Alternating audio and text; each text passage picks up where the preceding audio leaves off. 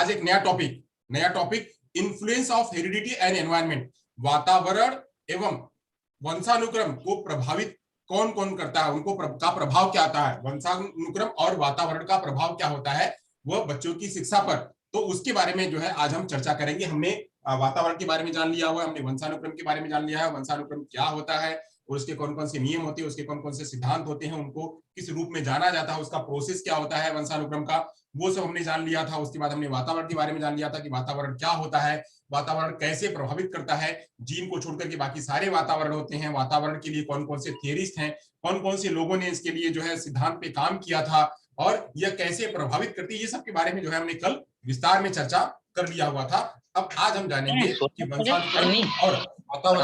वंशानुक्रम और वातावरण का प्रभाव क्या होता है, इसके बारे में जानेंगे। चलिए, तो आज हम जो है इसके बारे में जानेंगे। सीधे मुद्दे पर पहुंचते हैं। कल भी कुछ बच्चों ने हमको एक बात बताई हुई थी, कहा हुआ था कि सर बोर्ड पे अगर होता है तो ज्यादा थोड़ा अच्छी तरह से समझ में आता है। तो छुट्टी के दिन हमारी भी थोड़ी लिमिटेशंस होती है कि हम नहीं आ सकते हैं, तो इसलिए कल का दिन का जो है वो, अगर आप लोगों को लगेगा कि हमें कल के लेक्चर को एक बार और समझाया जाए तो मैं एक बार और आप लोगों को समझा दूंगा। वैसे मैंने कोशिश करी हुई थी कि आपको बेहतर तरीके से समझ में आ जाए, कुछ बहुत खास नहीं था उसमें, कुछ बहुत खास उसमें नहीं था। चलिए, तो आज जो है वंशानुक्रम और वातावरण की बात करेंगे। वंशानुक्रम और वातावरण का प्रभाव क्या है। वातावरण के आगे का जो टॉपिक है वो है वंशानुक्रम एवं वातावरण का प्रभाव। ये पार्ट 2 है, वंशानुक्रम पार्ट 2, वंशानुक्रम पार्ट 2। तो आज इसमें है वंशानुक्रम, वंशानुक्रम और वातावरण का प्रभाव। वंशानुक्रम और वातावरण का प्रभाव आप लोगों को दिख रहा है बराबर से? आप लोगों को बराबर से दिख रहा है? अगर नहीं दिख रहा होगा तो मुझे बताइएगा, अगर नहीं दिखेगा तो आप लोग बताइएगा मुझे। जहां कहीं भी थोड़ी भी समस्या हो तो आप मुझे बता सकते हैं, क्योंकि आपका पूरा का पूरा हक है। अगर आपको नहीं पहुंचेगा तो हमारा पढ़ाना बेकार हो जाएगा। हम इसीलिए तो कर रहे हैं कि आप तक हमारी बातें पहुंचे। चलिए, तो बात करते हैं हम जो है क्या है वंशानुक्रम क्या है और वातावरण क्या है। अब हमने वंशानुक्रम के बारे में जान लिया था, वातावरण के बारे में जान लिया हुआ था। वंशानुक्रम क्या है? वंशानुक्रम हमारा जो जीन है, जो हमारा क्रोमोसोम्स है, जो हमें मम्मी पापा के जरिए मिलता है, जो हमारे पूर्वजों के जरिए मिलता है, हमारे माता पिता से आधा, उनके बाद उनका चौथाई, उनका चौथाई, उनका चौथाई, उनका चौथाई, वो जो है होते हुए हमारे पूर्वजों से चला आता है। तो ये वंशानुक्रम जीन के रूप में हमारे में आता है, हमारे अंदर में आता है। तो उससे जो हमारे हमारे अंदर में जो जन्मजात प्रतिक्रियाएं हैं वो जो है निकल करके आती हैं। जन्मजात प्रतिक्रियाएं हमारे अंदर में निकल के आती हैं, तो वो प्रतिक्रियाएं हमें मिलती हैं कहां से?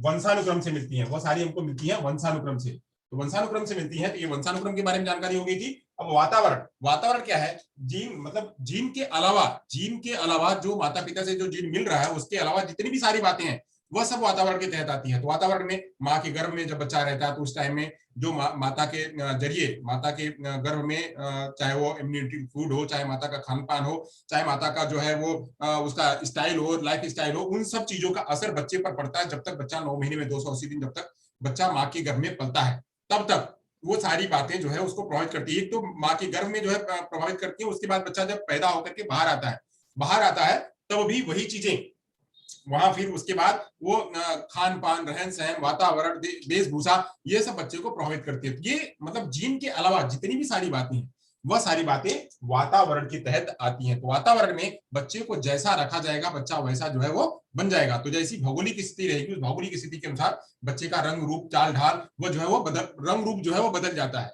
उसका भाषा का क्षमता, सीखने की क्षमता जो बदल जाती है, उसका एक्वायर करने की क्षमता जो है बदल जाती है। तो वातावरण जो है प्रभावित करता है। तो ऐसे ही बात करी गई कि वंशानुक्रम और वातावरण क्या दोनों अलग अलग है? तो अलग अलग तो है ही, बट ये दोनों एक दूसरे के पूरक हैं। बिना इसके यह कंप्लीट नहीं है और इसके बिना यह कंप्लीट नहीं है। दोनों जो है एक दूसरे के साथ में वाइस वर्सा चलते रहते हैं। तो जो लोग नए आ रहे हैं प्लीज उनको जोड़ते चलिएगा, जो लोग नए आ रहे हैं उनको जोड़ते चलिएगा। तो ऐसे ही जो है ये एक दूसरे के क्या है?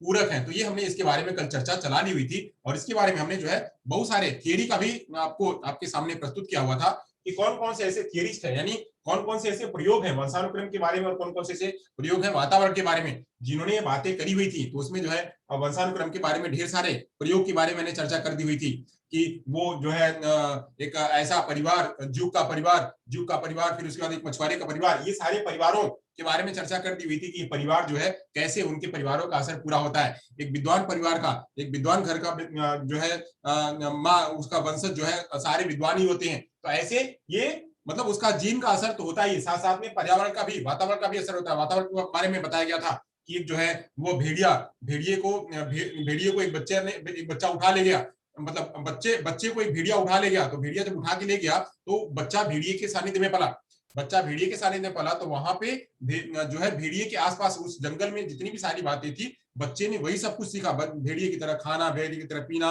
भेड़िए की तरह गुर्राना, ये सारी बातें वो भेड़िए की तरह सीखा। यानी इससे क्या समझ में आया कि वातावरण भी जो है वह प्रभावित करता है। वही दूसरी बात जो आइडेंटिकल ट्विंस की बात करेगी, तो आइडेंटिकल ट्विंस में बताया गया कि सीता और गीता को दोनों को कहा गया कि सीता और गीता दोनों अगर एक ही वातावरण में है, आइडेंटिकल ट्विंस दोनों एक ही वातावरण में है, मतलब दोनों दो हैं, एक आइडेंटिकल सीता और गीता। मैं इसलिए कह रहा हूं कि इसके बारे में आप जानते हो ये दोनों आइडेंटिकल ट्विंस है, एक ही भ्रूण से निकले हुए, मतलब एक ही है, ये फीमेल है।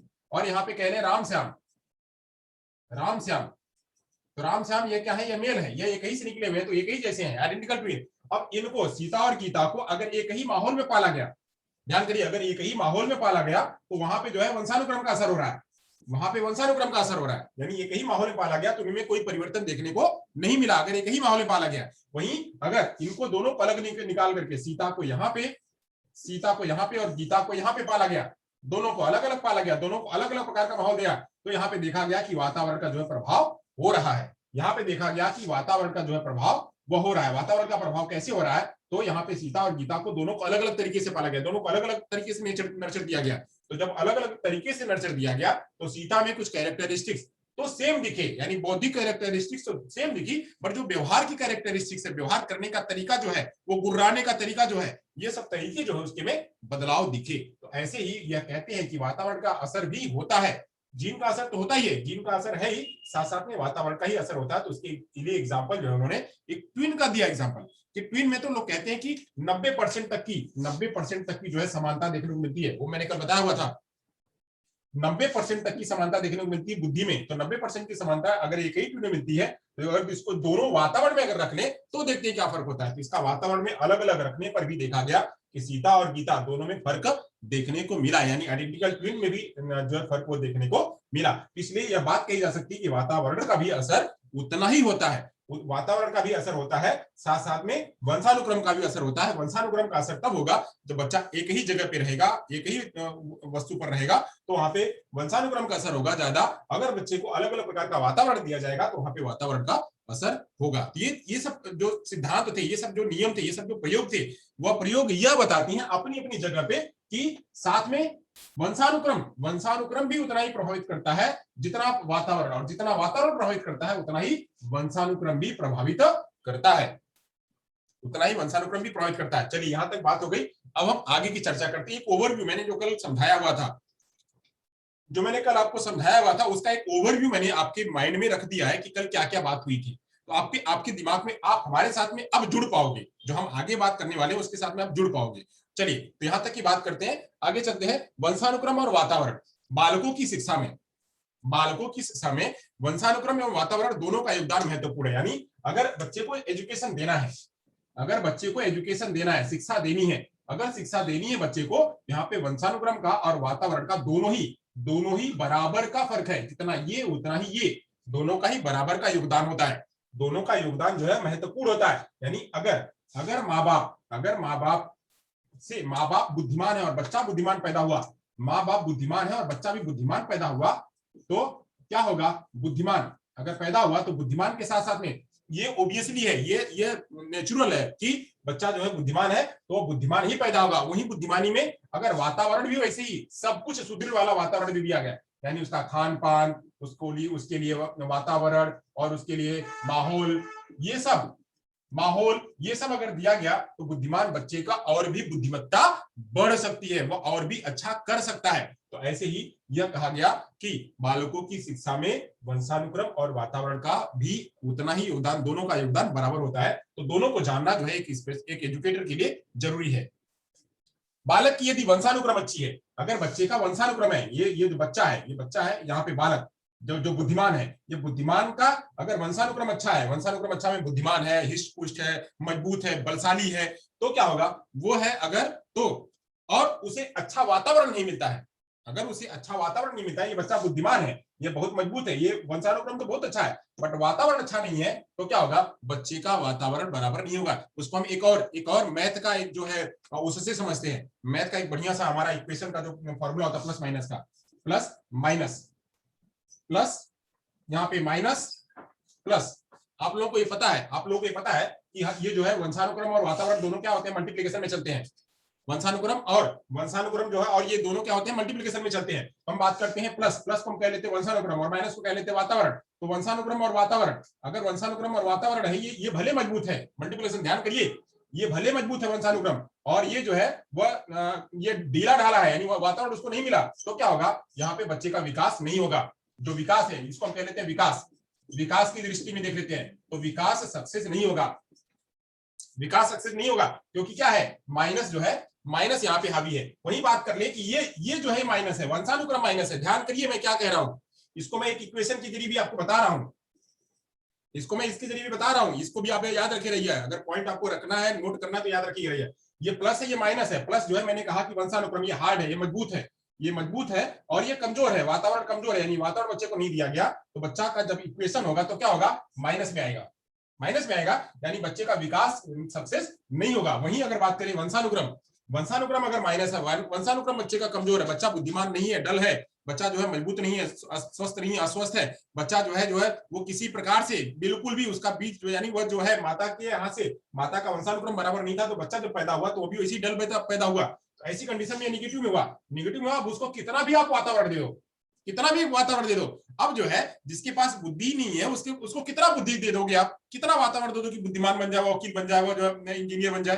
कैसे बन जाएगा, जरूरत ही नहीं है। मतलब वो है ही नहीं, हो ही नहीं सकता है कि बच्चा जो है वो इंजीनियर बन जाए, वो डॉक्टर बन जाए। क्यों नहीं होगा, क्योंकि बच्चा जो है यहाँ पे उसका जो जीन है, वह जीन में ही कमी है, जीन ही नहीं है, मतलब जीन में बिल्कुल कमजोर है उसका, तो यहाँ पे वातावरण सक्सेस नहीं होगा। तो ऐसी कंडीशन में क्या होगा, तभी जो है विकास यहाँ पे विकास क्या होगा, कमजोर होगा। वही दूसरी बात करते हैं, अगर मान लीजिए ये वंशानुक्रम है, ये भी प्लस है और ये भी प्लस है, ध्यान करिए, दोनों ये वंशानुक्रम और वातावरण दोनों बहुत बढ़िया है, मजबूत है, हमने दोनों का मल्टीप्लिकेशन किया, ये भी वंशानुक्रम भी बहुत पावरफुल और वातावरण भी बहुत पावरफुल, तो क्या होगा, बच्चा जो है बहुत बढ़िया होगा। तो उसका जो विकास है, विकास टॉप लेवल का होगा। विकास कैसा होगा, तो विकास टॉप लेवल का होगा, उच्च स्तर का होगा।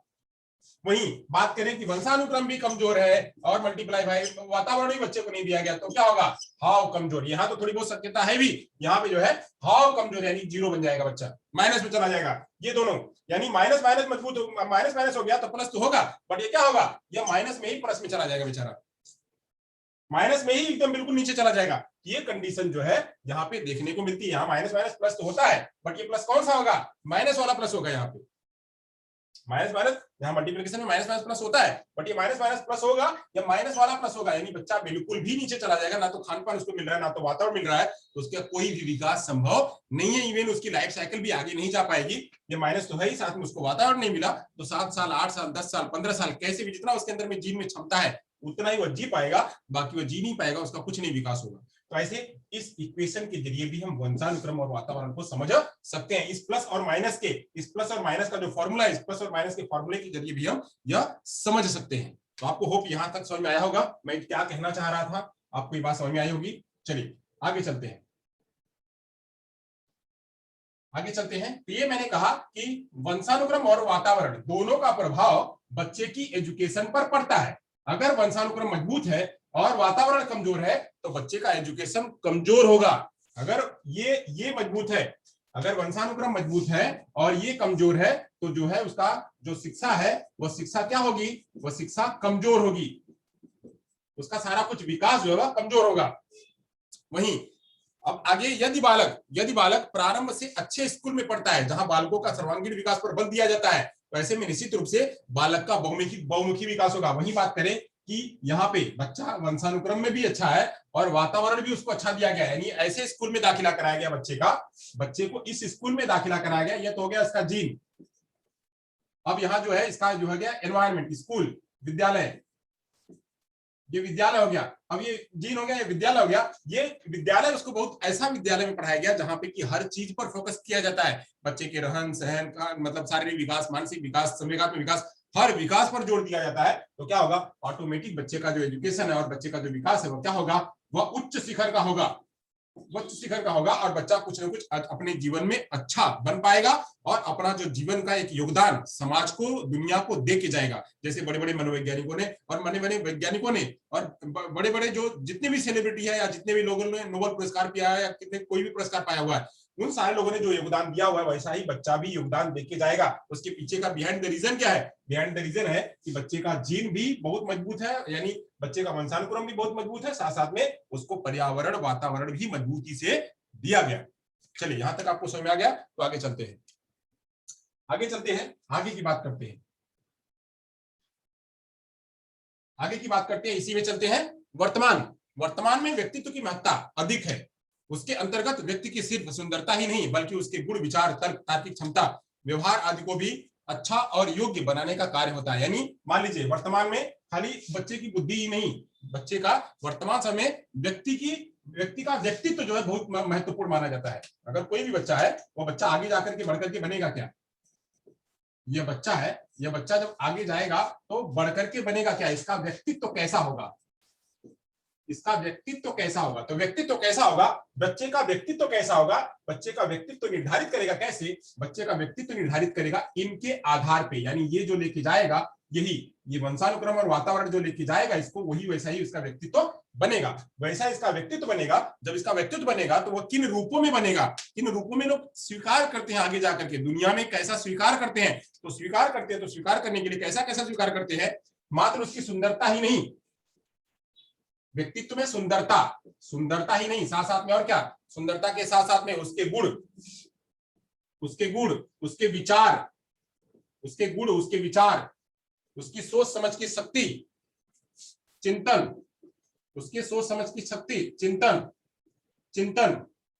के साथ साथ में तार्किक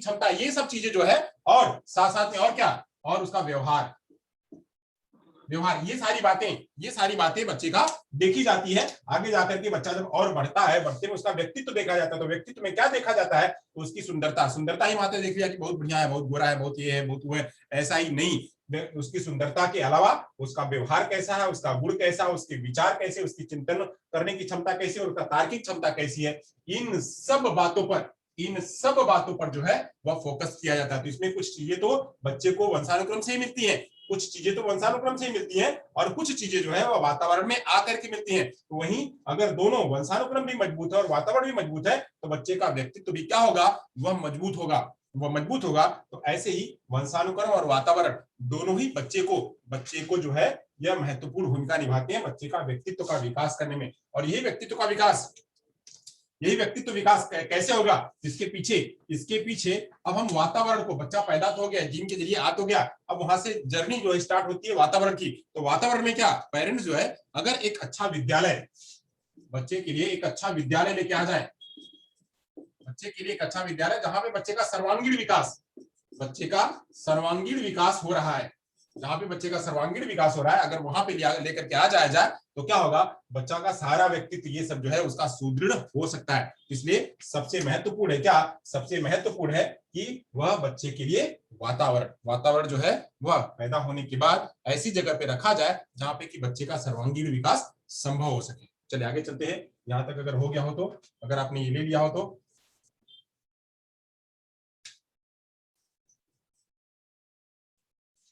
चलिए आगे चलते हैं, अगर ये हो गया हो तो हम आगे चलते हैं। अब आगे चलते हैं, बात करते हैं कि और कहां पे जो है वंशानुक्रम और वातावरण का प्रभाव कहां देखने को मिलता है, वंशानुक्रम और वातावरण का प्रभाव कहां देखने को मिलता है। अगर आपने कर लिया हो तो हम चले आगे, चलिए आगे चलते हैं। हाँ, वंशानुक्रम और वातावरण का प्रभाव देखते हैं कहां कहां होता है, देखने को वो कहां मिलता है और कहां चलिए चलते हैं। वंशानुक्रम और वातावरण की बालक के विकास और पूरे जीवन की में महत्ता देखने को मिलती है। यानी बच्चे का कहां कहां, पूरे जीवन भर, पूरे जीवन भर, पूरे जीवन भर, क्योंकि क्या है ये निरंतर चलते रहती है। पूरे जीवन भर जो है उसका ये इसका असर, दोनों का असर देखने को मिलता है और उसकी महत्ता रहती है, और उसकी महत्ता रहती है। पूरे जीवन भर उसका असर देखने को मिलता है और उसकी महत्ता भी रहती है। अलग अलग समय में अनेक मनोवैज्ञानिकों ने मानव जीवन के वंशानुक्रम के प्रभाव के संबंध में कई तरीके के प्रयोग किए। मैंने कल बताया हुआ था कि इसमें मनोवैज्ञानिकों ने कई सारे प्रयोग किए हैं। मनोवैज्ञानिकों ने कई सारे प्रयोग किए हैं और उन प्रयोगों के आधार पे क्या किया है, प्रयोगों के आधार पे अपने मत दिए हैं,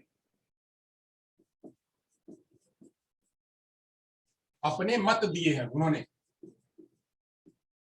अपने मत दिए। यानी बहुत सारे लोगों ने यही पूरे जीवन भर बच्चों का कैसा कैसा हुआ विकास, एक पीढ़ी से दूसरी पीढ़ी में, दूसरी पीढ़ी से तीसरी पीढ़ी में कैसा हुआ, वो बच्चा अपने जीन को लेकर के कैसे विकसित हो, उसका वातावरण जब उसको ऐसा दिया गया तो बच्चा कैसे विकसित हुआ।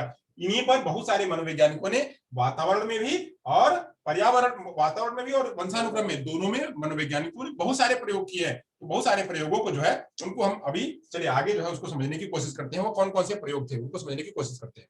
पहले हम बात करेंगे वंशानुक्रम का प्रभाव।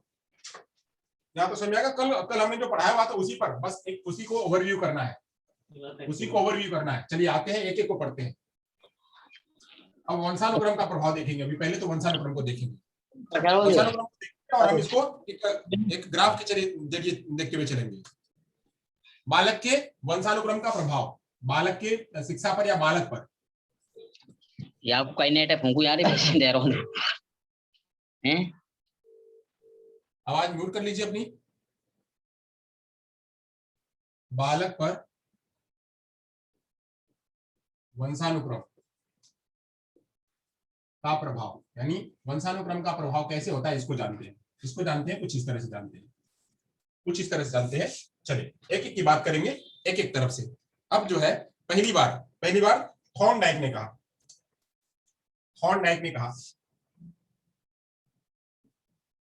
थॉर्नडाइक ने कहा क्या कहा कि बालक की मूल प्रवृत्तियां जो बच्चा जीवन से अपने मतलब लेके आता है, बच्चा अपने जीवन में लेके आता है मूल प्रवृत्तियां। बच्चा थॉर्नडाइक जो है, बच्चा जब पैदा होता है तो मूल प्रवृत्तियां लेके आता है। तो मूल प्रवृत्तियों पर थॉर्नडाइक कहते हैं कि मूल प्रवृत्तियों का विकास, पहला कहते हैं मूल प्रवृत्तियां।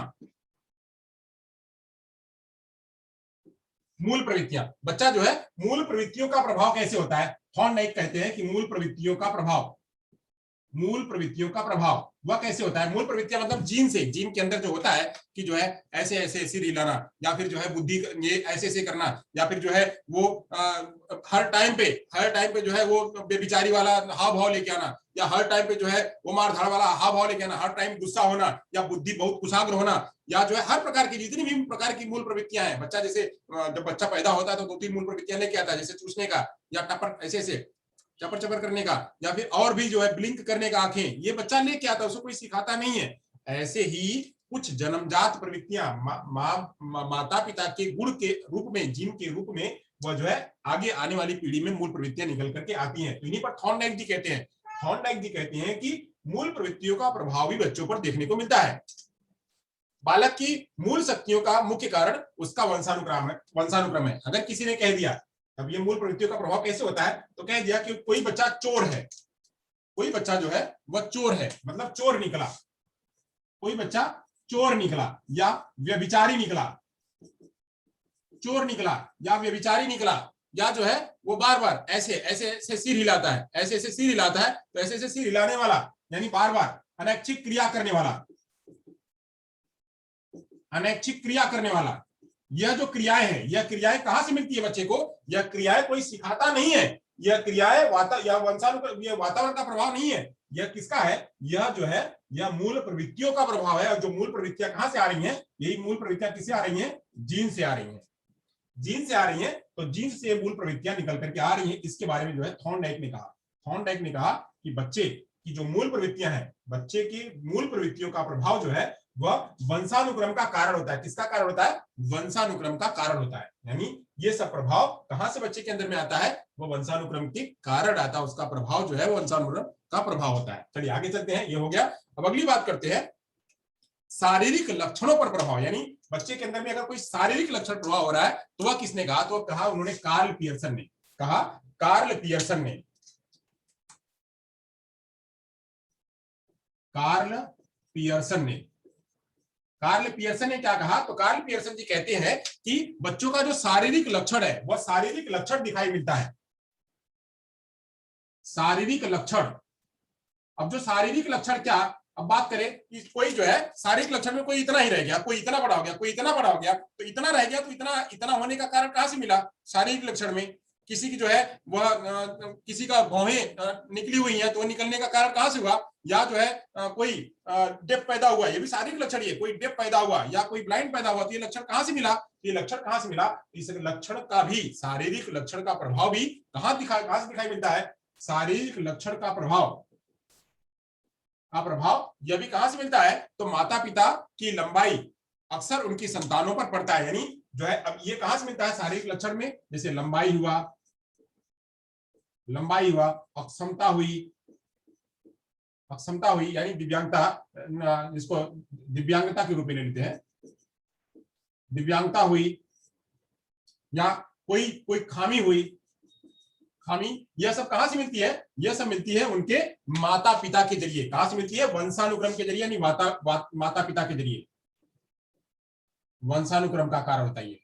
ओके, तो ये हो गया। कार्ल पियर्सन जी ने कहा कि शारीरिक लक्षण का प्रभाव कहां से मिलता है? तो वो अभी जीन के जरिए ही मिलता है। चलिए यहां तक बात हो गई। अब आगे चलते हैं, अगली बात करते हैं। अगला किसने कहा? तो अगले पे चर्चा करते हैं। अगली बात जिसने कही वह उन्होंने कहा कि क्लिनबर्ग ने कहा कि प्रजाति की श्रेष्ठता का प्रभाव, ये जो क्लिनबर्ग ने कहा।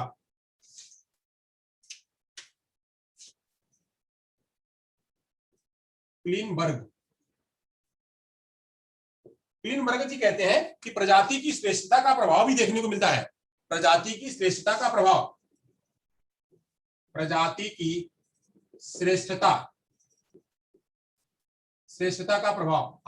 की श्रेष्ठता का प्रभाव कहां से मिलता है? ये भी जो जीन के जरिए मिलता है।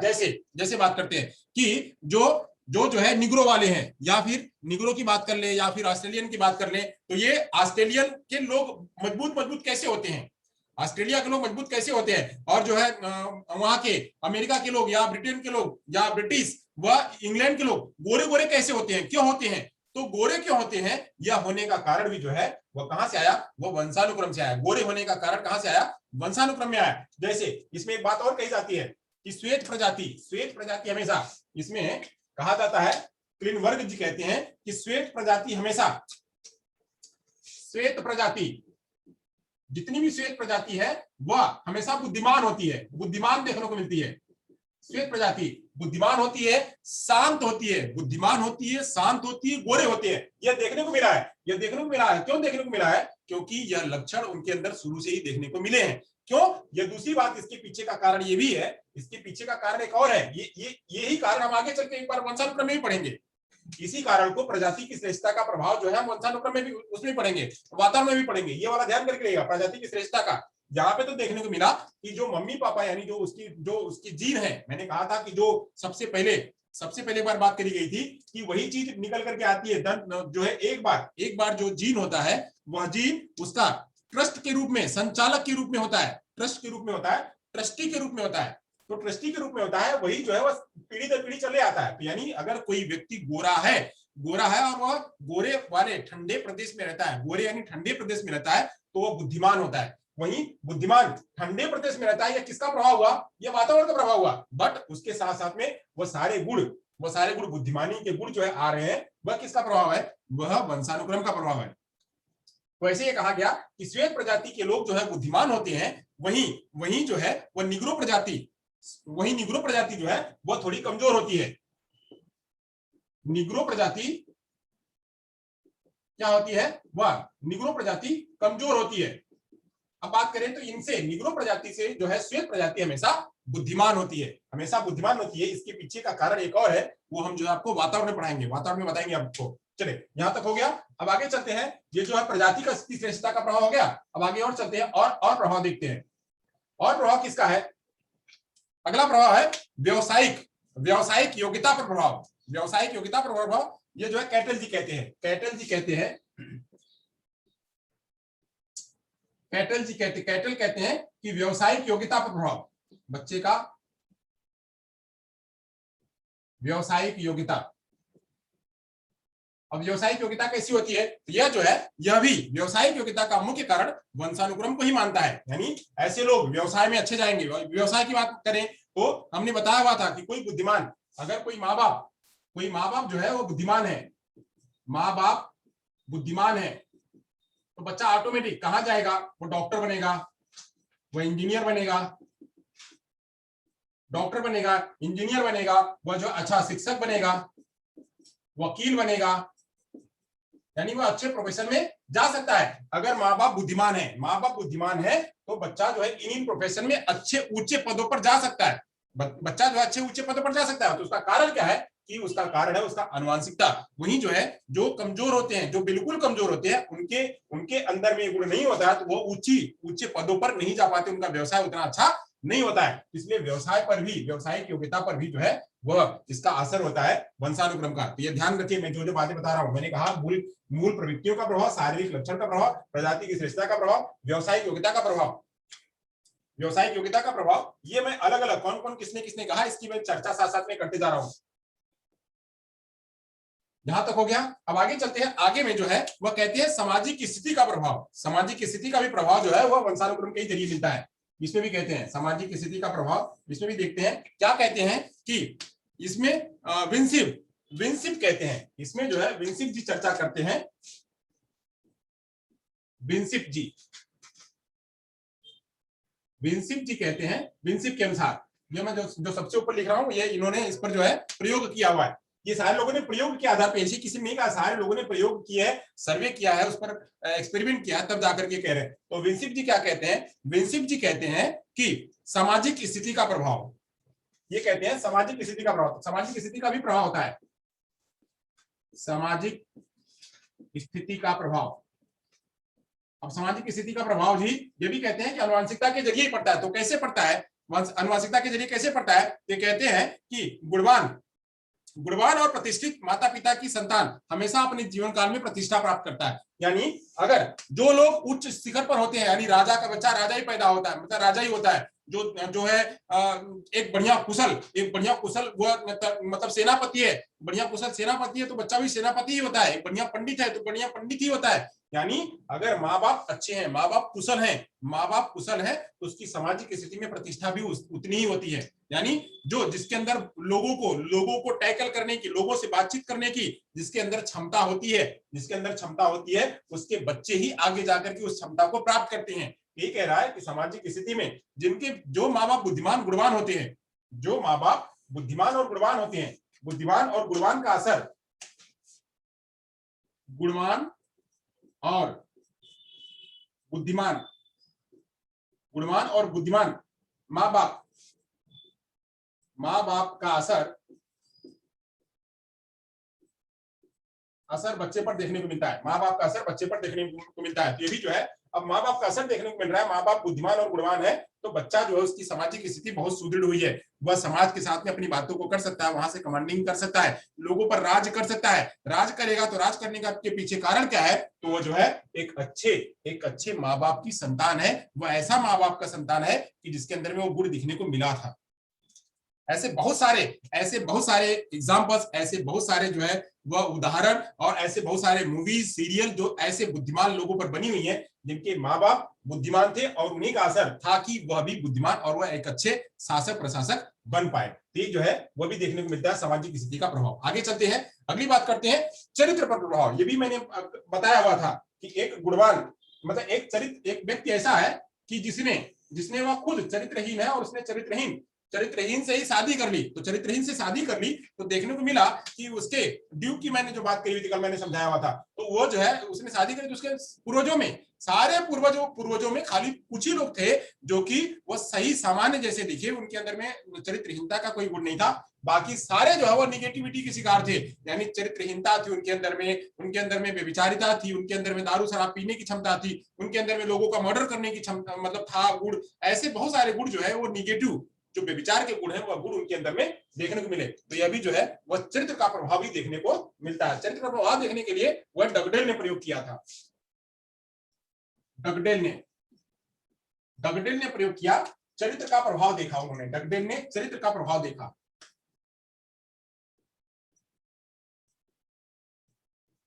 चरित्र का प्रभाव देखा। अब इन्होंने चरित्र का प्रभाव देखा, इन्होंने एक प्रयोग किया, इसमें कहा चरित्रहीन माता पिता की संतान चरित्रहीन ही होती है। उन्होंने ये बताया कि चरित्रहीन माता पिता की संतान चरित्रहीन होती है।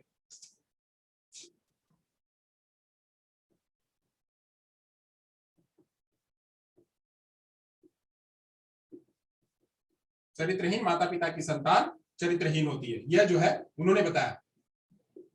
यह भी क्या है, चरित्र का भी प्रभाव जो है वह वंशानुक्रम से ही देखने को मिलता है। आगे चलते हैं, आगे बात करते हैं। आगे में दिया गया कि महानता पर प्रभाव, महानता कहां से आई, महानता का प्रभाव जो है वह गाल्टन ने प्रस्तुत किया। महानता का प्रभाव गाल्टन जी ने दिया। गाल्टन ने क्या दिया, ये कहते हैं कि महानता का प्रभाव, ये कहते हैं महानता का प्रभाव कहते हैं, इसमें कहते हैं वही बात कि महानता, व्यक्ति महान कैसे बनता है, व्यक्ति महान कैसे बनता है, तो महानता के प्रभाव के लिए कहते हैं कि व्यक्ति की महानता का कारण भी उसका वंशानुक्रम है। यानी महान कैसे होगा, जितने भी लोग महान बने हैं आजकल, जितने भी लोग महान बने हैं उसके पीछे उनके जो है जीन, वह कहीं न कहीं से सुदृढ़ जीन मिला होगा, तभी जाकर के जो है वह व्यक्ति महान बना है। चाहे वह राजा के रूप में हो, चाहे वैज्ञानिक के रूप में हो, चाहे वह जो है किसी चिकित्सक के रूप में हो, चाहे वह खगोलीय शास्त्र के रूप में हो, जितने भी लोग गॉड गिफ्टेड रहे हैं, जिनको कि भगवान ने गिफ्ट दिया हुआ था, जितने लोग महान बने, जिनको पुरस्कार मिला, वह सबका, उन सब पर असर किसका था, उन सब पर असर वंशानुक्रम का था। यानी माता पिता या जीन का असर था, यानी वंशानुक्रम का असर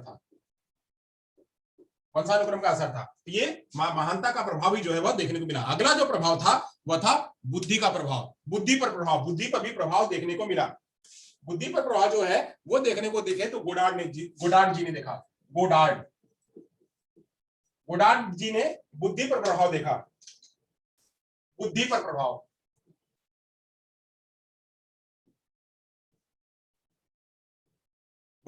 देखा, उन्होंने देखा, वो मैंने बताया था आपको कि एक बार जो है उन्होंने क्या किया कि बुद्धि पर एग्जाम दिया, तो जो है आइडेंटिकल ट्विन थे उन पर 90 का आया, और फिर जो फ्रेटर्नल ट्विन थे उन पर जो है 65 का आया, वही जो है वो जो सिबलिंग पर जो है वो 50 का आया, ऐसे ही जो अंकल वाले मतलब कजिन के थे तो उन पे जो है वो कम आया, 25 का आया। तो ऐसे ही देखने को मिला, तो इस पर प्रयोग, बहुत सारे प्रयोग हुए, तो उन्होंने जो है ये देखा, कहा कि मंद बुद्धि माता पिता की संतान मंद बुद्धि और तीव्र बुद्धि माता पिता की संतान तीव्र बुद्धि की होती है। यह कहा उन्होंने कि मंद बुद्धि माता की संतान, उन्होंने प्रयोग किया, बोले मंद बुद्धि माता पिता की संतान मंद बुद्धि और तीव्र बुद्धि माता पिता की संतान तीव्र बुद्धि। ये जो है अलग अलग रूपों में, आप यहाँ मैंने आपको एकदम एक ऐसे टेबल के रूप में मैंने आपको समझाया है। ऊपर के जो लोग लिखे हुए हैं, ये Thorndike, Karl Pearson, Klineberg, Cattell, विंसिप, डगडेल और जो है ये गाल्टन, गोडार्ड, ये जो लोग हैं, यहाँ वापस से मैं कह देता हूं, ये थॉर्नडाइक, कॉल पियर्सन, क्लीनबर्ग और कैटल, विंसिप, डगडेल, गाल्टन, गोडार्ड, ये जो है इन लोगों ने प्रयोग किया, प्रयोग करके ये बताया कि अलग अलग समय पे अलग अलग रूपों में, यानी इन्होंने मूल प्रवृत्ति का प्रभाव किया, इन्होंने शारीरिक लक्षण का प्रभाव किया, इन्होंने प्रजाति की श्रेष्ठता का प्रभाव किया देखा, इन्होंने व्यवसायिक योग्यता पर प्रभाव देखा, इन्होंने सामाजिक स्थिति का प्रभाव देखा, इन्होंने चरित्र का प्रभाव देखा, इन्होंने महानता का प्रभाव देखा और इन्होंने बुद्धि पर प्रभाव देखा। बुद्धि प्रभाव देखा, इस पर प्रयोग किया। प्रयोग करने के बाद ये देखते हैं कि हर जगह पे जो है वहां माता पिता या वंशानुक्रम, माता पिता अथवा वंशानुक्रम का जो है प्रभाव उनकी श्रेष्ठता पर, उनके प्रभाव पर देखने को मिला। तो ये जो है आप देख लीजिए, इसका स्नैप आप जो है वो ले लीजिए। स्नैप ले लिया हो तो हम आगे चले। अब इसके बाद बात करेंगे हम जो है वो इसके बाद ये वंशानुक्रम था। अब हम इसके बाद जो है वातावरण की बात करेंगे। इसके बाद वातावरण की बात करेंगे। वातावरण में कौन कौन से ऐसे प्रभाव है वो जो प्रभावित करते हैं, और उसमें कितने कितने लोगों ने क्या क्या बात करी है उसकी चर्चा करेंगे।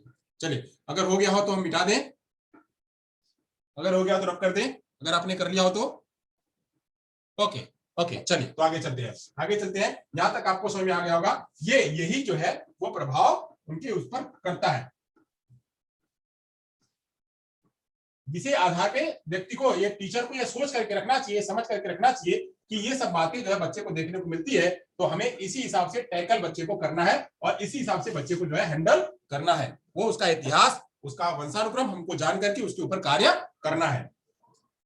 ओके, अब बालक पर जो है वातावरण का प्रभाव की बात करते हैं। वातावरण का प्रभाव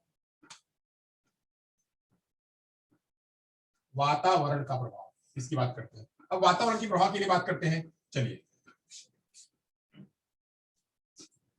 यहां बात करते हैं। यहां थोड़ा सा हम जो रूप है वो चेंज कर लेते हैं, रूप चेंज कर लेते हैं।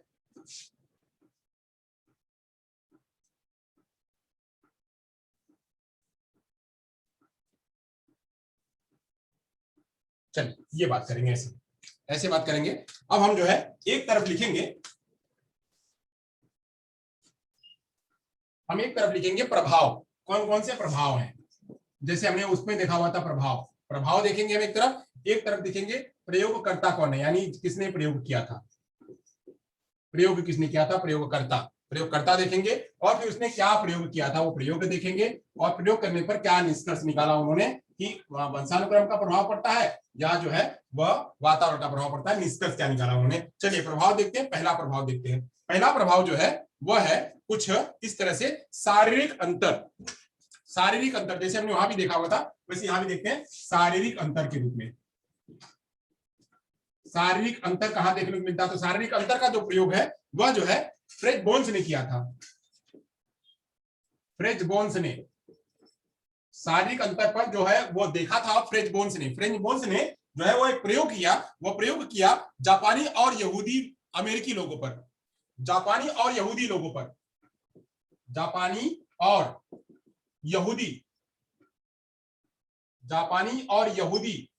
लोगों पर प्रयोग किया। ये कहते हैं कि जापानी और यहूदी लोग वो जापान के और वहां के थे, और वो अमेरिका में कई सारी पीढ़ियों से अमेरिका में रहते, ये लोग अमेरिका में रह रहे थे। यानी प्रयोग किया इन्होंने, जापानी जो और यहूदी लोग जो है वो अमेरिका में रह रहे थे, अमेरिका में कई पीढ़ी से रह रहे थे, अमेरिका में कई पीढ़ी से रह रहे थे। अब कई पीढ़ी से रह रहे थे तो कई पीढ़ी से रहते देखा गया कि इनकी प्रजातियों में अंतर का कारण वंशानुक्रम न होकर वातावरण हो गया। यानी इनकी जो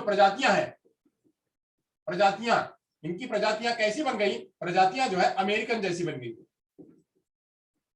अमेरिकन जैसी हो गई। तो अमेरिकन जैसी हो गई तो इन पर असर किसका हुआ, इन पर असर किसका होने लगा, इन पर असर जो है वो वहां के वातावरण का, यानी वंशानुक्रम का ना होकर के वातावरण का हो गया। अब इसमें मैं एक एग्जांपल देता हूं कैसे हो गया, इसमें मैं एक आपको एग्जांपल देता हूं कि हो कैसे गया। अब हो गया कि कह रहे क्या, इनकी प्रजातियां यानी कई सालों तक, इनकी पीढ़ियों में, कई साल तक पीढ़ियों में, मैंने कहा कि जो है वह कैसे होता है 1/2 माँ बाप का, 1/4 उनके दादा दादी का, फिर उसके बाद जो है 1/16 उनके परदादा परदादी का, 1/32 उनके परदादा परदादी का, फिर उसे ही 1/64, फिर वैसे ही आगे जाकर के बढ़ते गए। तो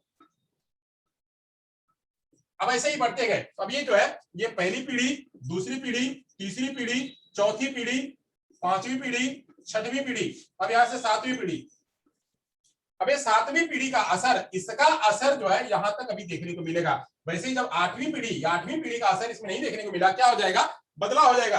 अब ये लोग अमेरिका में रह रहे हैं, तो अमेरिकन के गुण जो है, अमेरिकन के गुण थोड़े समय दिखने लगे, अमेरिकन के गुण में थोड़े दिखने लगे। अब जाकर के जैसे ही इसके बाद वाली पीढ़ी आएगी, इसके बाद वाली यानी 1/2, इसके पहले वाली, जैसे अभी कोई पैदा हो रहा है, इसके बाद अगर कोई पैदा होगा तो उसके बाद वो अमेरिकन के गुण उसके अंदर में दिखने लगेंगे। तो ये कह रहे हैं कि व्यक्ति वाला जो इंसान का गुण है तो दिखेगा ही, इंसान है तो इंसान का गुण दिखेगा ही, साथ साथ में उसका वातावरण का भी गुण जो है वो दिखने लगता है। वही यहाँ पे ये कह रहे हैं कि शारीरिक अंतर, फ्रेड बोन्स ने जब एक अध्ययन किया तो उसमें कहा कि जापानी और यहूदी लोग जैसे अमेरिका में रहते हैं, तो वहां के उनके बच्चों में वह परिवर्तन देखने को मिलने लगा। तो वह जो है वह कारण किसका है, वह कारण वातावरण का कारण है। ये वातावरण के ऊपर कहने लगे। अब जरूरी नहीं है कि वातावरण ही खाली है, अकेले वातावरण ही है, यहाँ पे वंशानुक्रम भी है। वंशानुक्रम का मैंने आपको एक एग्जांपल यहाँ पे इस टेबल के आधार पे बता दिया कि इस टेबल के आधार पे जो है वो वंशानुक्रम का भी जो प्रभाव होता है, बट धीरे धीरे आगे जाकर के वंशानुक्रम का प्रभाव कम होने लगता है और वातावरण जो है उस पर हावी होने लगता है। चलिए यहां तक हो गया। अब अगली बात करते हैं जो है मानसिक विकास का प्रभाव। ये प्रभाव हो गया, अब मानसिक विकास के प्रभाव की बात करते हैं। अब अगला विकास की बात करते हैं, मानसिक प्रभाव। मानसिक प्रभाव क्या कहता है मानसिक विकास पर? मानसिक विकास पर, यानी मानसिक विकास पर भी जो है वह प्रभाव देखने को मिलता है। तो मानसिक प्रभाव पर जो है करने का काम गार्डन ने किया। गार्डन इस पर प्रयोग किया। कहते हैं कि नदियों के किनारे रहने वाले बच्चों का उदाहरण उन्होंने दिया। कहां किनका दिया? कि जो नदियों के किनारे रहते हैं बच्चे, नदियों के किनारे रहने वाले बच्चे पर इन्होंने प्रयोग किया। नदियों के किनारे रहने वाले बच्चों को प्रयोग किया। ये कहते हैं कि यहाँ पे बच्चों को उचित वातावरण नहीं मिला, बच्चों को उचित वातावरण नहीं मिला, उचित सांस्कृतिक वातावरण नहीं मिला, यानी सामाजिक और सांस्कृतिक वातावरण नहीं मिला, सामाजिक और सांस्कृतिक वातावरण नहीं मिला। वातावरण नहीं मिला तो बच्चे क्या हुए? उनका जो मानसिक विकास है पूरा नहीं हुआ, उनका मानसिक विकास पूरा नहीं हुआ। अब भले बच्चा नदियों के किनारे रहने वाला बच्चा बहुत कुशाग्र हो, बहुत बुद्धिमान हो, बहुत तेज हो, बट वहां पे उसको जो है उतना वातावरण नहीं मिला, सांस्कृतिक और सामाजिक वातावरण नहीं मिला, तो बच्चा क्या होगा? वह मानसिक ही मतलब उसकी बुद्धि का विकास पूरा नहीं हुआ, वो उतना ही रह गया, यानी जितना होना चाहिए उतना नहीं हुआ। इस तरह से ये कहते हैं कि वातावरण का भी असर पूरा होता है। और इसके पीछे बहुत सारे मैंने भी एग्जाम्पल दिए कि बच्चा जो जंगल में रहता है, एक बच्चा जंगल में रहता है, वो भले बुद्धिमान है, उसका लैंग्वेज का विकास नहीं होगा जब तक उसको समाज के लोग, भाषा बोलने वाले लोगों के बीच में नहीं लाया जाएगा, तब तक उसका विकास नहीं होगा। तो ये सब चीजें जो है वह मानसिक विकास के रूप में भी देखने को मिलती है। वैसे आगे चलते हैं, अगली बात करते हैं। वो आप लोगों को समझ में आ रहा होगा, मैं इसलिए आपको बहुत बाकायदा इस तरह से समझा रहा हूं कि आप लोगों को याद रहे, कभी भी आप अगर एग्जाम में आता है तो आप उसको बता सकें। अब बात करते हैं प्रजाति की श्रेष्ठता का। ये मैंने उसमें बता दिया था, प्रजाति की श्रेष्ठता को, प्रजाति की श्रेष्ठता मैंने उसमें कहा था कि यहां भी देखने को मिलता है प्रजाति की श्रेष्ठता। वही मैं निग्रो की बात करता हूं, अमेरिकन की बात करता हूं, यहां पे भी, यहां पे इसको क्लार्क ने बताया। क्लार्क ने कहा कि निग्रो प्रजाति की बुद्धि का स्तर इसलिए निम्न स्तर का है क्योंकि अमेरिकी श्वेत प्रजाति के समान वातावरण रूप में उपलब्ध नहीं होते हैं। यानी यहाँ प्रजाति बुद्धि के रूप में,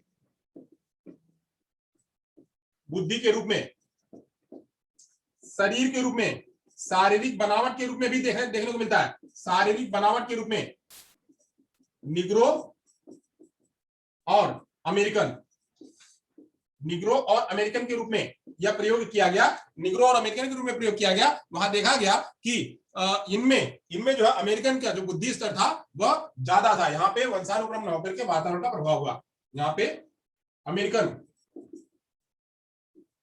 का बुद्धि ज्यादा, तो इसलिए यहाँ कहते हैं कि यहाँ पे वातावरण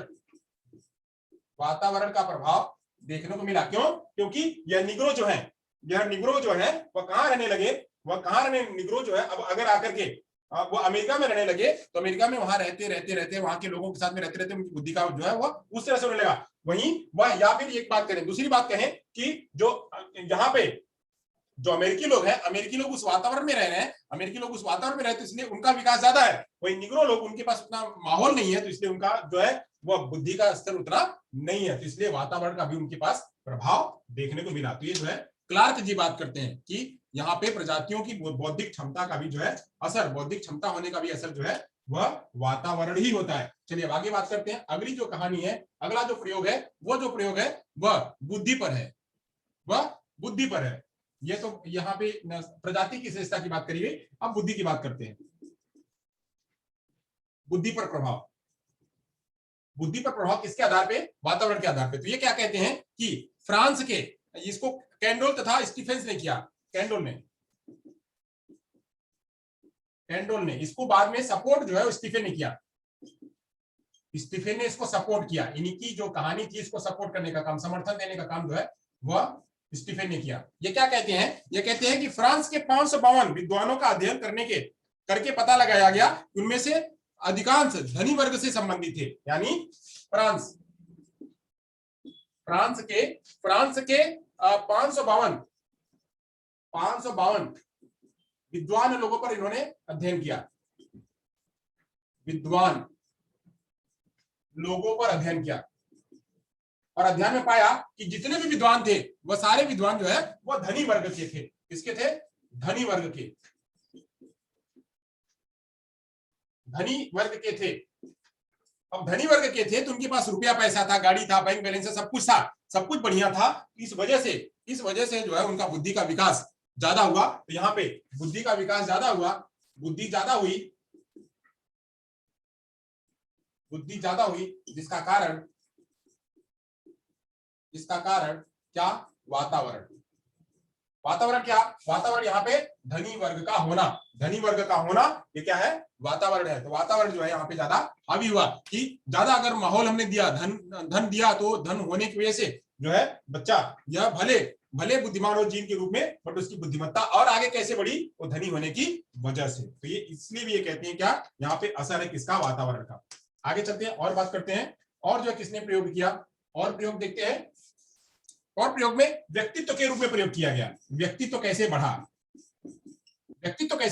तो व्यक्तित्व का प्रयोग करने के लिए जो है वो कूले ने किया, इसका प्रयोग जो है कूले ने किया। कूले क्या कहते हैं कि इन्होंने 71 साहित्यकारों पर इन्होंने किया, 71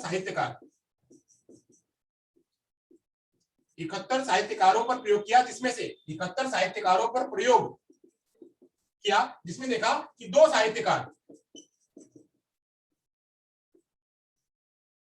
साहित्यकार यानी 71 साहित्यकारों को लिया, इसमें से कि 2 साहित्यकारों को अगर एक अच्छा वातावरण मिला,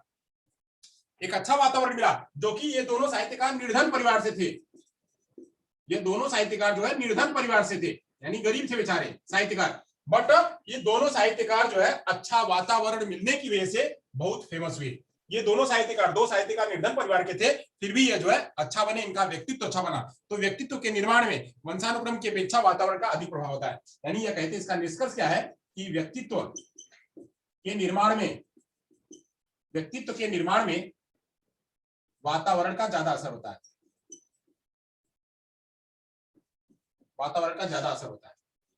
यानी अब ये इन्होंने कहा कि 71 साहित्यकारों पर उन्होंने प्रयोग किया, जिसमें से देखा कि 2 साहित्यकार ऐसे थे जो कि निर्धन और गरीब परिवार से थे, फिर भी उनको ऐसा माहौल मिलने पर वो जो है एक अच्छे नोबेल पुरस्कार विजेता मिले, और वो एक अच्छे जो है वो साहित्यकार के रूप में जाने लगे। तो ऐसे यहाँ पे इसका कंक्लूजन क्या है कि व्यक्तित्व का प्रभाव ही जो है वह वातावरण की वजह से ही होता है। तो ये भी यहाँ पे इसका निष्कर्ष निकाला। अगला जो है वह कहा अनाथ बच्चों पर प्रयोग किया गया। जो अगला प्रयोग किया गया वह अनाथ बच्चों पर किया गया। कुछ अनाथ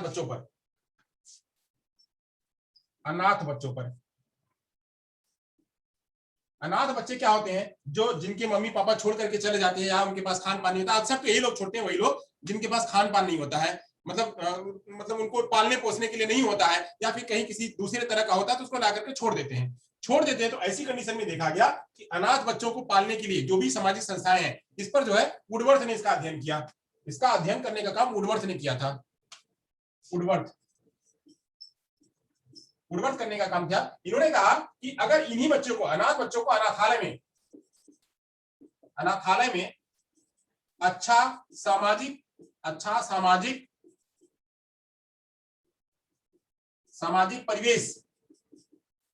परिवेश देने पर अनाथ बच्चे जो है एक अच्छे जगहों पे जाकर के बन गए। यानी उनका जो समग्र विकास है, जो ओवरऑल डेवलपमेंट है इन बच्चों का ज्यादा हुआ, समग्र रूप में अपने माता पिता से अच्छे सिद्ध हुए। यानी ये जो अनाथ बच्चे थे, जिनके माँ बाप मतलब चले गए थे, मर गए थे, वो अनाथ बच्चे उनके माँ बाप की अपेक्षा जो है ये बच्चों में वहां पे पालन पोषण होने पर ये बच्चे जो है ज्यादा, इनमें माँ बाप की अपेक्षा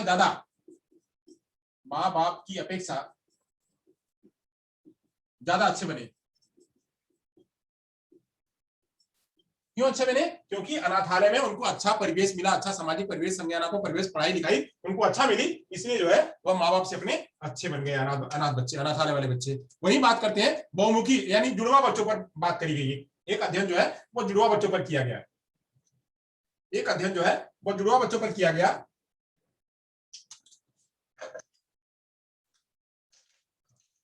एक अध्ययन जो है जुड़वा बच्चों पर किया गया। जुड़वा बच्चे मतलब क्या? आइडेंटिकल ट्विन, जुड़वा बच्चों पर।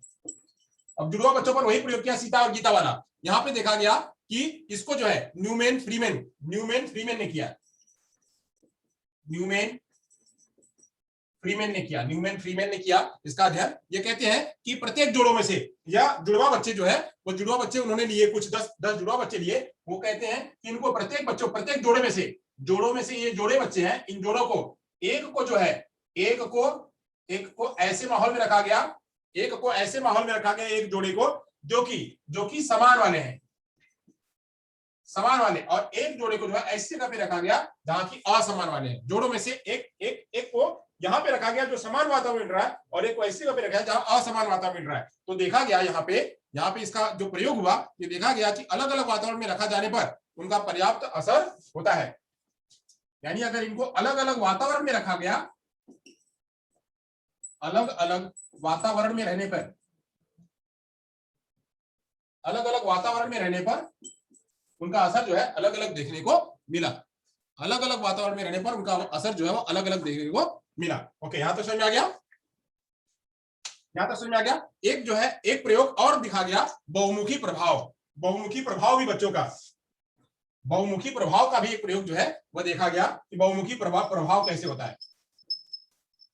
बहुमुखी प्रभाव एक प्रयोग और किया गया। तो बहुमुखी प्रभाव में देखा गया कि बच्चों का बहुमुखी प्रभाव कैसे होता है। अगर उनको अच्छा वातावरण दिया गया, अच्छा खान पान दिया गया, अच्छा सब कुछ दिया गया, तो बच्चों का बहुमुखी प्रभाव भी जो देखने को मिलता है। तो इस तरह से वातावरण का प्रभाव भी जो है वह हमें सामने देखने को मिलता है। अगर यहां तक आपका हो गया हो तो देखिए,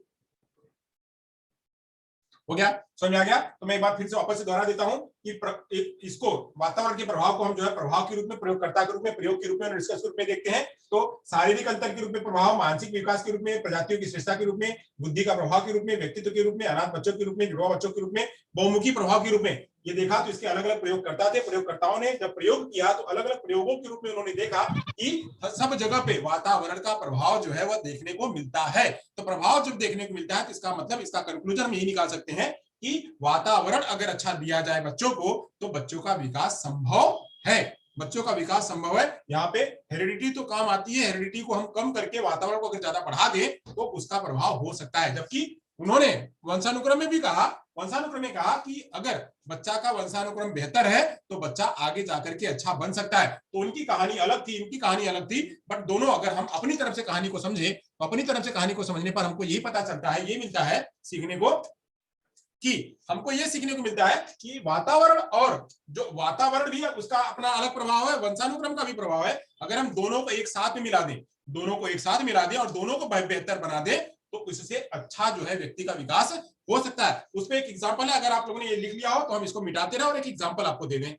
अगर आप लोगों ने लिख लिया है, अगर ये हो गया तो इसको मिटा दें, इसका स्नैप ले लिया हो तो शायद अगर नीचे ना दिख रहा हो तो हम थोड़ा सा नीचे कर देते हैं। अब ले लीजिए अगर आपको लेना है तो। चलिए ओके, हम आगे चलते हैं, यहां तक करते हैं। इसी पे एक एग्जांपल है, वातावरण और वंशानुक्रम पर एक एग्जांपल है। हर कोई ये चाहता है कि हमारा जो समाज है वह समाज अच्छा बने। उसी पे एक एग्जांपल है माली का एग्जांपल है। माली क्या करता है, माली क्या करता है, अपने उसमें अपने बगीचे में उसको पता है कि कौन सा पौधा जो कमजोर है और कौन सा पौधा सुदृढ़ है, अच्छा है। तो क्या करता है, वह अच्छे पौधों को चुन लेता है, अच्छे पौधों को चुन लेता है, अच्छे पौधों को चुन लेता है और उन्हीं पौधों का संचालन जो है, अब अच्छे पौधे कहां से निकले, अच्छे पौधे कहां से निकले? जिन पर की वंशानुक्रम का भी प्रभाव है और जिन पर वातावरण का भी प्रभाव है, यानी वंशानुक्रम का भी प्रभाव है और वातावरण का भी प्रभाव है, इसलिए अच्छे पौधे हुए। अब इन अच्छे अच्छे पौधों को चुन करके वही क्या करता है, पूरे बगीचे में इसका फैलाव करता है। तो पूरे बगीचे में फैलाव करता है, अच्छे फूल, अच्छे पौधे, अच्छे बगीचे जो उसका तैयार हो जाता है। तो ऐसे ही हमारे समाज में भी इन अच्छे अच्छे जीन्स का प्रयोग होना चाहिए, अच्छे जीन्स का प्रयोग होना चाहिए। अच्छे जीन्स, अच्छे पौधे निकलेंगे कहां से? तो जीन्स के जरिए निकलेंगे। तो जीन्स का प्रयोग करके, उन जीन का प्रयोग करके जो है हम अच्छा समाज में एक अच्छा वातावरण क्रिएट कर सकते हैं। तो ऐसे कुछ लोग क्या करते हैं कि ऐसे जीन्स को दबाने की कोशिश करते हैं। ऐसे बहुत सारे एग्जाम्पल, ऐसे बहुत सारी मूवियां भी देखने को मिली होंगी। जो कुशाग्र लोग होते हैं, उन कुशाग्रों को मारने की, उन कुशाग्रों को दबाने की कोशिश होती है। हमारा भारत सोने की चिड़िया कहा जाता था, हमारा भारत सोने की चिड़िया कहा जाता था। हमारे भारत में जो पहले बहुत जमाने पहले नहीं हुआ था, वह हमारे भारत में हो चुका हुआ था। हमारे भारत में नालंदा विश्वविद्यालय की बात करें, हमारे भारत में जो है वह हावड़ा पुल की बात करें, या हमारे भारत में ऐसे हजारों एग्जाम्पल्स हैं जहां पे कि हमारे विद्वानों ने उस पर काम किया।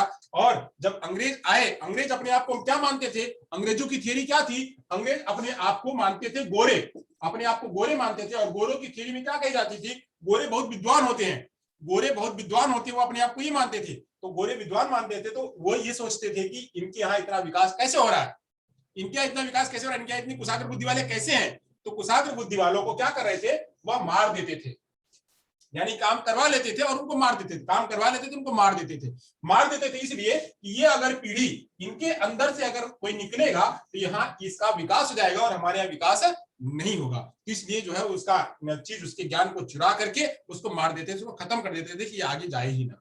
ऐसे बहुत सारे एग्जाम्पल मिले हैं। ये निगेटिव पॉइंट है। इसका पॉजिटिव पॉइंट क्या है कि ऐसे चीजों का वहां से निकाल करके बहुत ज्यादा विकास किया जाना चाहिए। तो ये कह रहे थे कि ऐसे जो अच्छे लोग हैं उन्हें ज्यादा बच्चे पैदा करने की जो है नसीहत देनी चाहिए। यानी अगर अच्छा कोई है जहां से अच्छे जीन उनके अंदर में है, तो उनसे निकलने वाले जितने बच्चे होंगे वह सारे क्या होंगे? वह सारे अच्छे बच्चे होंगे। तो ऐसे जो है इनकी चर्चा करी जाती है। तो हमने वंशानुक्रम और जो है वह पर्यावरण, वंशानुक्रम और वातावरण दोनों की चर्चा करी। आइए कुछ और बातें कर लेते हैं, कुछ और बातें करते हैं। इसका बाल विकास पर शैक्षिक महत्व कैसे होता है, यानी बालक के विकास पर, यानी शिक्षा पर या बालक विकास पर कैसे प्रभाव पड़ता है उसकी चर्चा करते हैं थोड़ा सा। बालक विकास पर वातावरण का प्रभाव कैसे होता है? विकास की वर्तमान विचारधारा में प्रकृति और पोषण दोनों को ही महत्व दिया जाता है। यानी जो है नेचर को बात करने तो मैंने बताया हुआ था, नेचर और नर्चर नेचर को कहते हैं क्या? वही जो है वह हेरिडिटी, नेचर को कहते हैं हेरिडिटी या वंशानुक्रम, और नर्चर को कहते हैं क्या? वातावरण या एनवायरनमेंट। यहाँ पे वर्तमान की जो हमारी आधुनिक जो कंडीशन है, हमारी जो आधुनिक कंडीशन है, आधुनिक यानी आधुनिक समाज है, जो वो आधुनिक समाज इन दोनों पर महत्व देता है। यह भी होना चाहिए और यह भी होना चाहिए। बच्चा सुदृढ़ भी होना चाहिए और उसको अच्छा वातावरण भी मिलना चाहिए। तो इस प्रकार वंशानुक्रम और वातावरण दोनों में गुथे हुए को पृथक करना अनुभव है, मतलब वो गलत है, यह हो नहीं सकता है। यह जो दोनों, यह अपने में और यह अपने में, यह दोनों क्या है? आपस में गुथे हुए, ये और ये दोनों मिलकर के चल रहे हैं। ये हेरिडिटी और एनवायरनमेंट दोनों आपस में मिलकर के चल रहे हैं। इनको अलग करना जो है वह अच्छी बात नहीं होगी और ये असंभव भी होगा। इनको पृथक करना असंभव होगा। इनको पृथक करना क्या होगा? वो असंभव होगा। कैसे? जैसे बात करें कि यह एच है, यह हेरिडिटी है, और यहाँ पे यह एनवायरनमेंट है। यह क्या है? यह दोनों आपस में जुड़े हुए हैं, इनको और इनको अलग हम नहीं कर सकते हैं, क्योंकि दोनों साथ साथ में चलते हैं।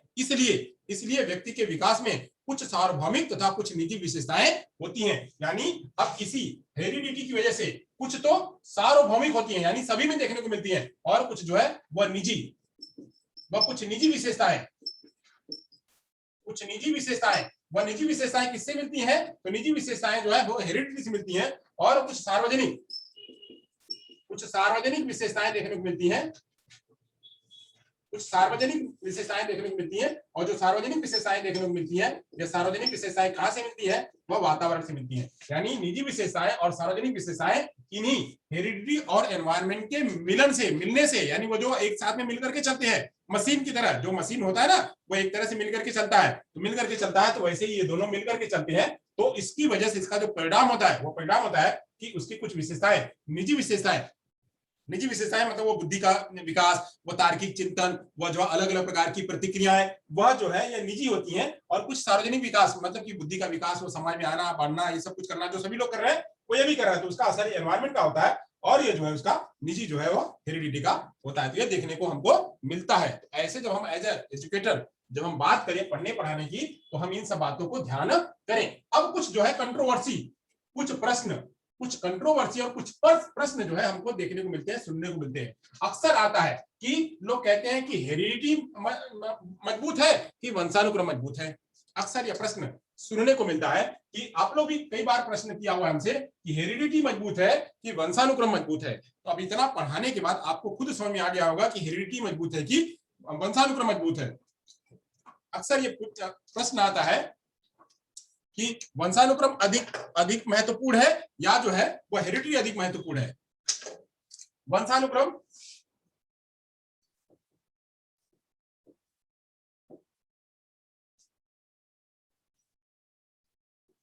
वातावरण,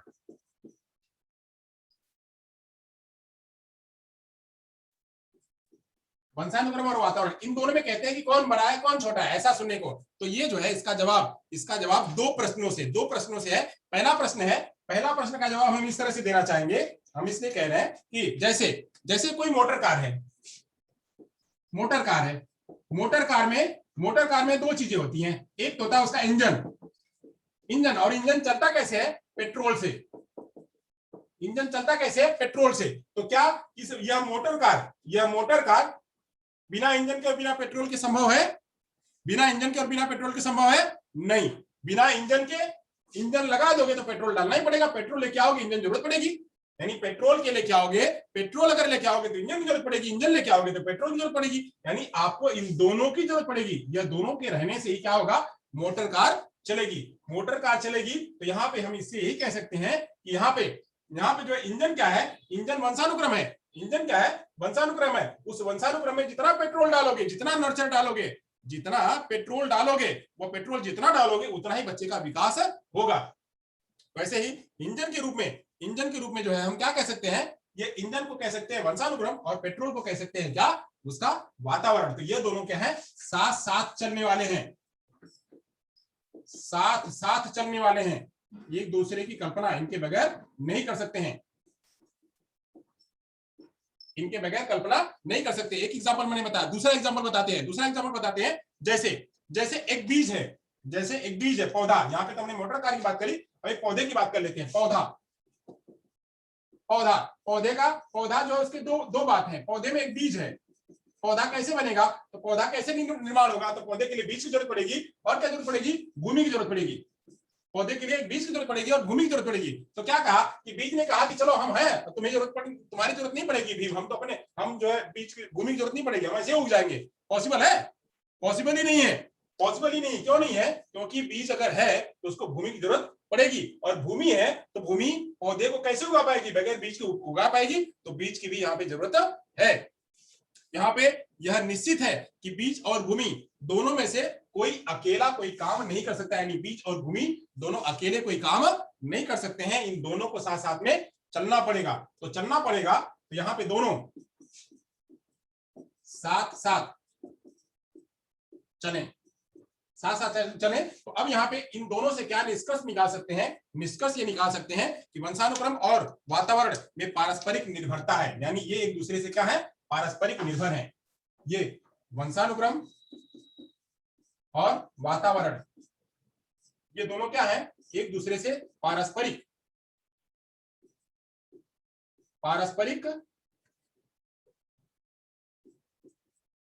निर्भर हैं। यानी एक दूसरे पर निर्भर है, पारस्परिक। ये वंशानुक्रम के बगैर ये नहीं, और इसके बगैर वंशानुक्रम जो है वो संभव नहीं है। ये एक दूसरे के क्या है, पूरक हैं।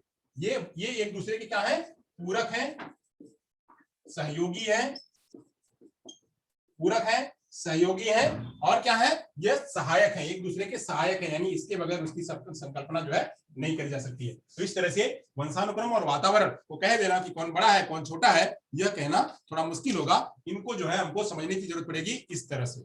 चलिए यहां तक अगर समझ में आ गया हो तो आगे चलते हैं। आगे चलते हैं, अब वंशानुक्रम और वातावरण के संबंध में कुछ लोगों ने अपना अपना डिस्कस किया है, वो थोड़ा समझ लेते हैं। अगर ये हो गया हो तो हम चले आगे, अगर आपने कर लिया हो तो आगे चले। कुछ विद्वानों ने अपने अपने निष्कर्ष दिए हैं, अभी तक तो हमने अलग अलग बात बताई, कुछ विद्वानों ने दोनों के बारे में अपना अपना निष्कर्ष दिया है। ओके चलिए, कुछ विद्वानों ने इन दोनों के बारे में वंशानुक्रम और, पहले तो अभी तो हमने खाली वंशानुक्रम और वातावरण को अलग अलग निष्कर्ष देखा था, अब कुछ विद्वानों ने इन दोनों के प्रति अपना निष्कर्ष दिया है। ये जानने की जरूरत है जो कि यही क्वेश्चन आते हैं, अभी तक तो सारे मतलब क्वेश्चन सभी आते हैं, बट ये जो भी मैं बता रहा हूं इसके क्वेश्चन आते हैं, ये ध्यान करिएगा। मैकाइवर और पेज ने कहा,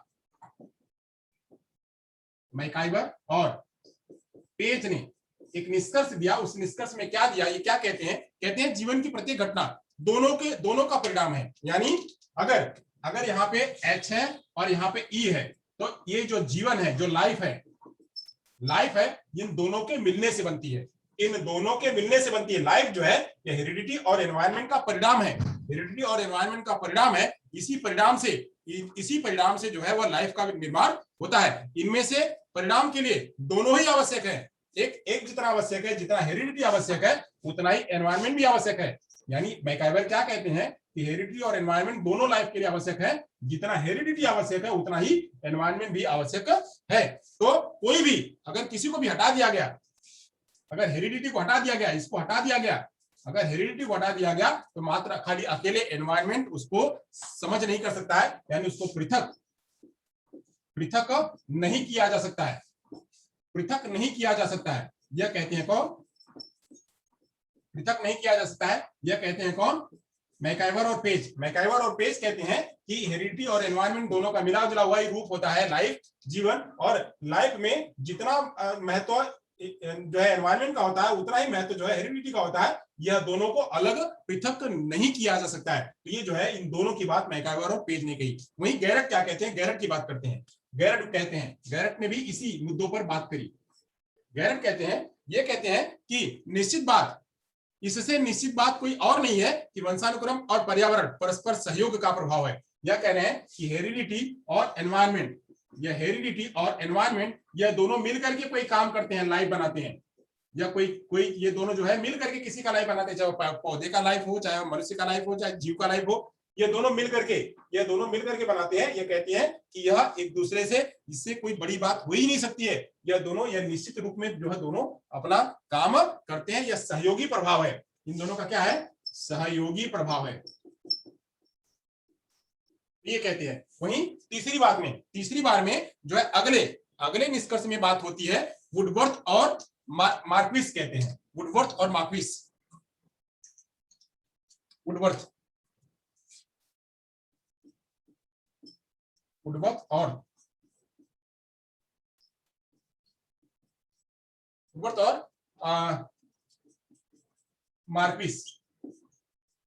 कहते हैं, क्या कहते हैं, वंशानुक्रम और वातावरण का संबंध, ये क्या कहते हैं, ये कहते हैं कि हेरिडिटी और एनवायरनमेंट, ये दोनों का संबंध क्या है, इन दोनों का संबंध मल्टीप्लिकेशन का है, गुणात्मक है। यह कह रहे हैं कि इन दोनों का जो मतलब है, हेरिडिटी और एनवायरनमेंट का मतलब जोड़ नहीं है, यानी योगात्मक नहीं है। क्या है, हेरिडिटी और एनवायरनमेंट का जो है योग, वह क्या है, वह गुणात्मक है। यह कहते हैं, कौन कहता है, वुडवर्थ और मार्क्विस कहते हैं कि हेरिडिटी और एनवायरनमेंट जो लाइफ है, जो मतलब जीवन है, यानी व्यक्ति, यहां व्यक्ति की बात करें, व्यक्ति क्या है, हेरिडिटी और एनवायरनमेंट का योगात्मक है। व्यक्ति हेरिडिटी और एनवायरनमेंट का योगात्मक है नहीं, ऐसा वो नहीं मानते, ऐसा नहीं कहते हैं। हेरिडिटी और एनवायरनमेंट का योगात्मक नहीं है। व्यक्ति क्या है, व्यक्ति हेरिडिटी और एनवायरनमेंट का योगात्मक है। यह कहते हैं, इसकी बात चर्चा करते हैं, यह कि योगात्मक नहीं होता है, व्यक्ति हेरिडिटी और एनवायरनमेंट का योगात्मक नहीं होता है, व्यक्ति हेरिडिटी और एनवायरनमेंट का गुणात्मक होता है। यह अक्सर प्रश्न मैंने 2-3 बार आप लोगों से पूछा हुआ और यह सीटेट में आता है, पूछा जाता है कि हेरिडिटी और एनवायरनमेंट का जो है वह योगात्मक है कि गुणात्मक है। तो यहां बात करेंगे क्या, गुणात्मक है, इसे पृथक नहीं किया जा सकता है। वहीं गाल्टन जी कहते हैं, गाल्टन जी एक चर्चा करते हैं, गाल्टन जी क्या कहते हैं, गाल्टन जी क्या कहते हैं, गाल्टन जी कहते हैं कि माँ बाप वर्तमान समय में माँ बाप ही नहीं बल्कि बालक के पूर्वज घटते हुए प्रभाव के आधार पर कुछ न कुछ योगदान वंशक्रम की धरोहर के रूप में देते जाते हैं। यह कहते हैं कि माँ बाप ही नहीं, माँ बाप ही नहीं, उसके पूर्वज, पूर्वज घटते हुए क्रम में, घटते हुए क्रम में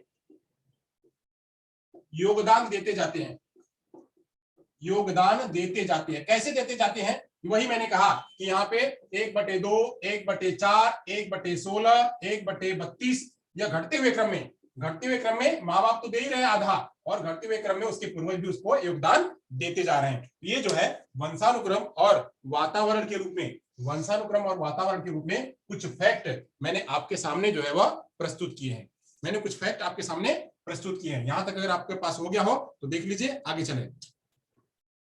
अगर यहां तक हो गया हो तो आप इसका स्नैप ले लीजिए और हम आगे चले। बात करेंगे क्या, मैकइवर और